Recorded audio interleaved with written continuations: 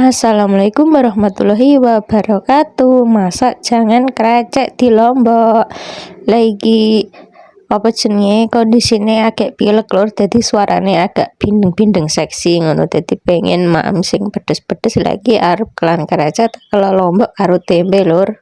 Cuacane tidak menentu, terus hawane ketirane nopo sangekop nopo kesel ya lur, ngoten niku dadine niki agak rodok pilek. Dadi jenengan-jenengan jaga kondisi ya lur, jaga kesehatan, ampun terlalu memporsir pekerjaan. Nikmat sehat ki agak kerasa nek agak dicoba ora enak awake ngene iki lur. Dadine nek pas sehat niku nggih dengan hati-hati.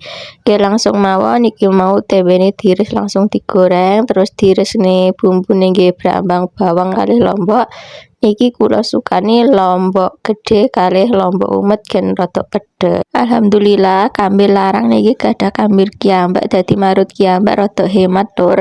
Langsung mawon nek bumbune wau pun harum niku dilebokne tempene kalih krecek, langsung digrucuk kalih santen sangka kambil ding diparut wau. Ampun lali perbumbuan gula garam penyedap rasa, terus dikoreksi rasa. Niki enake mame karo sego jagung napa sego diwo ngono lur, niki mboten enten.